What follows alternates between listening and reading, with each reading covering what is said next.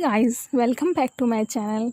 This is Shilpi and this is the best audible books जो कि आपकी life change कर दे. Today I am starting with chapter 3 with Shrimad Bhagwat Geeta. I hope you all like this and enjoying it, and also keep learning very valuable thoughts, ideas from this book as I am learning. So in chapter 3 means 43 verses, some translators title the chapter as Karma Yoga, virtue in work, selfless service, or the yoga of action.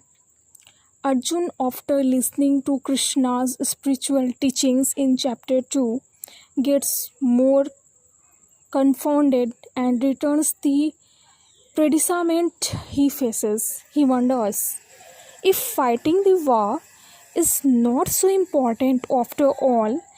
Given Krishna's overview on the pursuit of spiritual wisdom, Krishna replies that there is no way to avoid action, since abstention from work is also an action.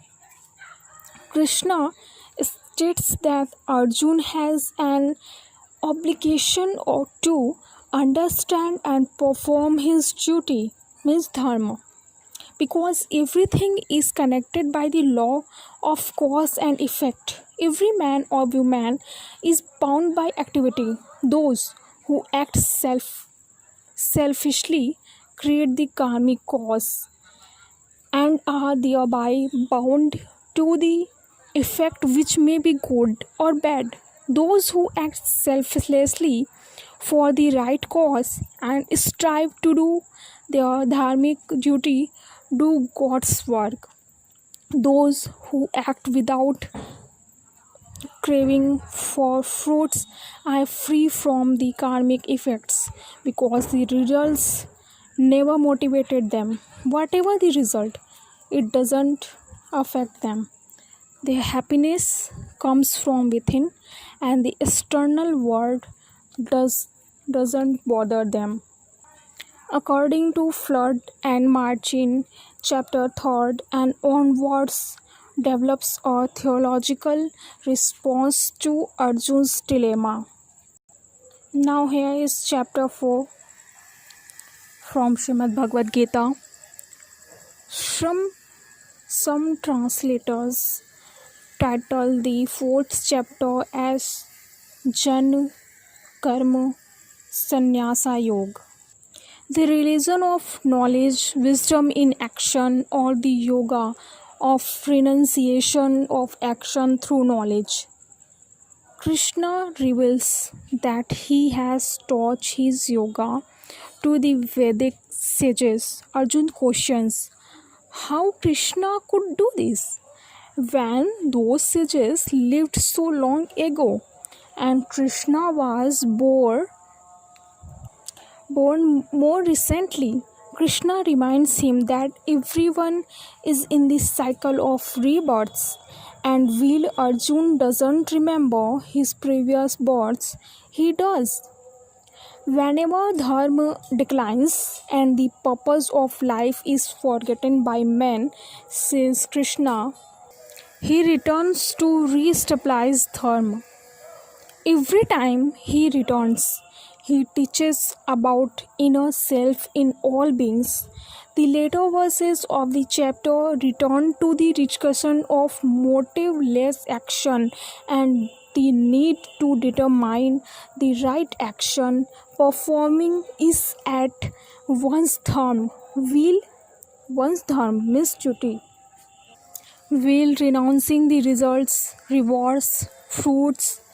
This simultaneous outer action with inner renunciation, states Krishna, is the secret to the life of freedom. Action leads to knowledge, while selfless action leads to spiritual awareness. State the last verses of his chapter The fourth chapter is the first time where Krishna begins to reveal his divine nature to Arjun. Now, in chapter 5. In chapter 5, some translators title this chapter as Karma Sannyasa Yoga, religion by renouncing fruits of works, renounce and rejoice, or the yoga of renunciation. The chapter starts by presenting the tension in the Indian tradition between the life of sannyasa. Sannyasa means monks who have renounced their household and worldly attachments. The life of grihastha. Arjun asks Krishna which path is better. Krishna answers that both are paths to the same goal, but the path of selfless action and service with inner renunciation is better. The different paths, says Krishna, aim for and if properly pursued lead to self-knowledge. This knowledge leads to the universal, transcendent God-ahead, the divine essence in all beings, to Brahman, the Krishna himself. The final verses of the chapter state that the self-aware who have reached self-realization live without fear, anger, or desire. They are free within always. Chapter 5 shows signs of interpolations and intercontradictions. For example, a sage spiritual goal is to realize the impersonal Brahman, yet the next verse states that the goal is to realize the personal God who is Krishna. In short, selfless service is. It is not those who lack energy, nor those who refrain from actions, but those who work without expecting rewards, who attain the goal of meditation. Theirs is true renunciation. So guys, this is all for today.